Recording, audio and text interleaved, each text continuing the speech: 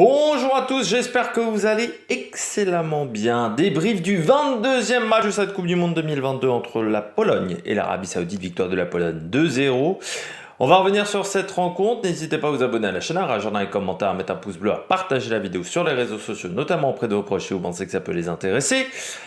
N'hésitez pas à aller voir TikTok, également avec le débrief de la mi-temps et puis S 2.0. Pologne, Arabie Saoudite.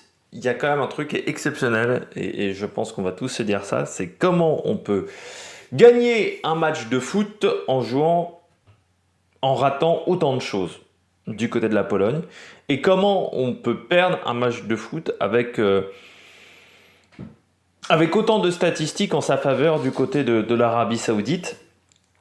La Pologne réussit un grand coup ce soir, ça on peut le dire, battre l'Arabie Saoudite. Et reste en vie, malgré le fait que ça joue pas top du côté de la Pologne, vraiment. Et du côté de l'Arabie Saoudite, ça joue peut-être bien, mais on n'a pas été assez réaliste, on n'a pas réussi à concrétiser ces temps forts. Je commence tout de suite avec la Pologne. Du côté de la Pologne, les 30 premières minutes, c'est une catastrophe. Les 30 premières minutes de la Pologne, il n'y a rien qui va. Ils enchaînent les fautes, ils se prennent 3 cartons jaunes en 20 minutes. Ils sont jamais dans le bon timing. Le jeu est extrêmement haché. Ils n'ont pas le pied sur le ballon. Il n'y a rien qui fonctionne. Et puis, ils arrivent à marquer un premier but de manière totalement contre le cours du jeu avec Zielinski, qui ne va absolument pas débloquer la situation. C'est ça qui est dingue. C'est qu'en deuxième mi-temps, ils sont toujours dominés. Et puis, à partir de la 70e minute, vraiment l'Arabie Saoudite a lâché. Je pense plus mentalement même que physiquement.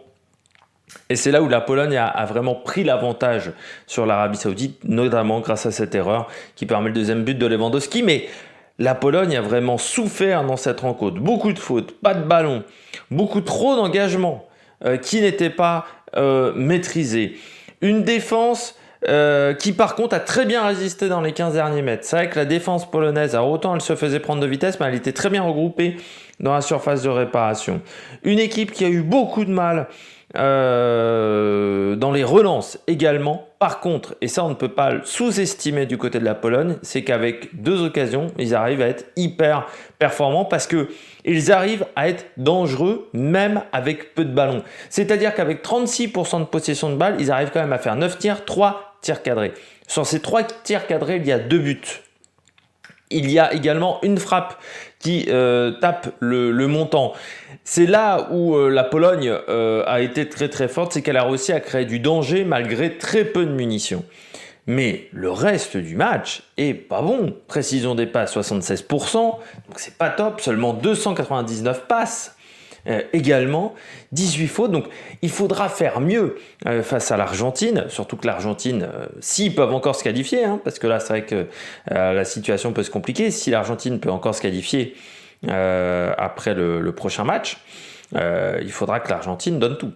Parce que là, il ne faut pas que l'Argentine perde. Voilà. Si l'Argentine perd, l'Argentine est éliminée de la Coupe du Monde lors du match à 20h, ce qui va donner un petit atmosphère encore plus de stress, je pense, du côté de l'Argentine. Donc, je crois qu'on a fait le tour du côté de la Pologne. On passe du côté de l'Arabie Saoudite. L'Arabie Saoudite qui n'a pas réussi à concrétiser ses temps forts, ça a été le gros problème. C'est-à-dire que ils arrivaient à rentrer dans les 15-20 derniers mètres polonais, et puis impossibilité de rentrer dans la surface de réparation.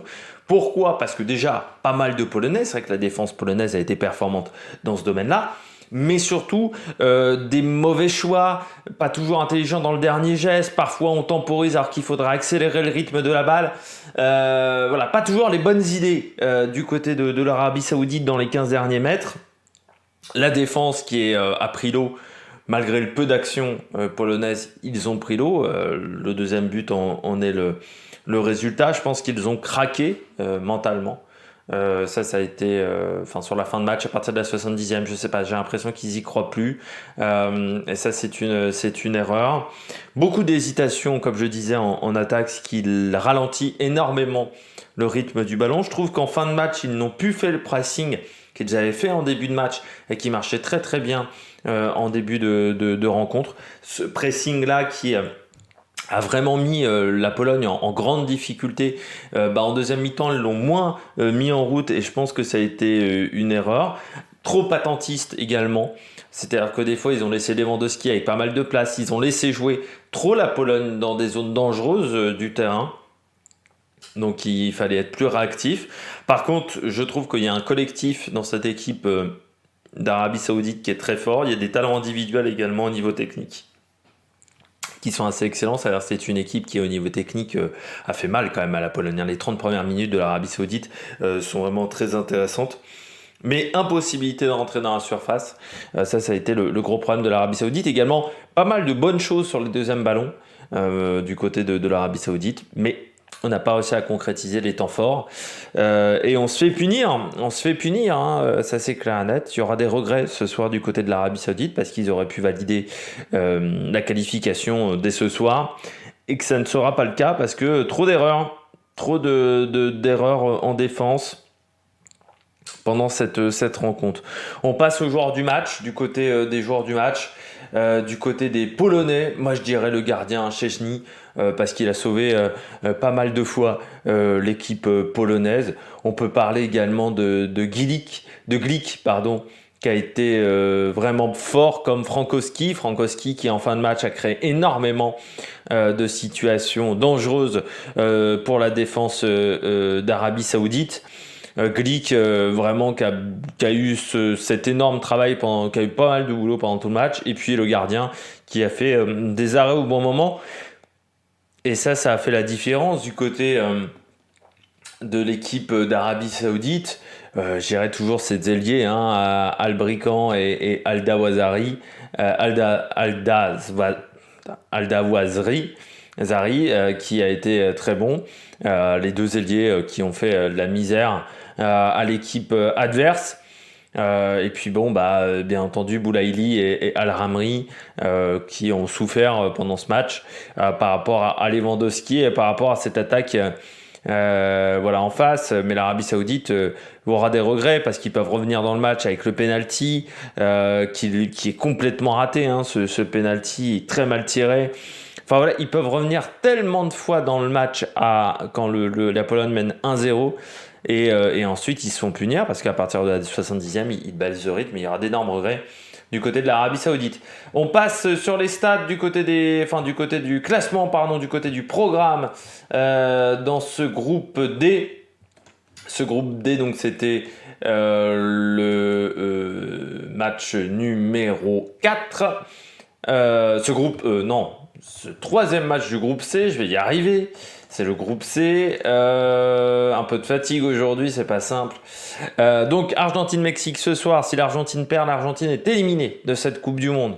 Donc ça, c'est important de le signaler. Si l'Argentine fait match nul, ça sera très compliqué de se qualifier lors du dernier match. Donc ça serait quand même très bien que l'Argentine gagne. On aura ensuite une troisième journée le 30 novembre, Pologne-Argentine et Arabie Saoudite-Mexique, qui sera un match peut-être très important, Arabie Saoudite-Mexique, pour la qualification.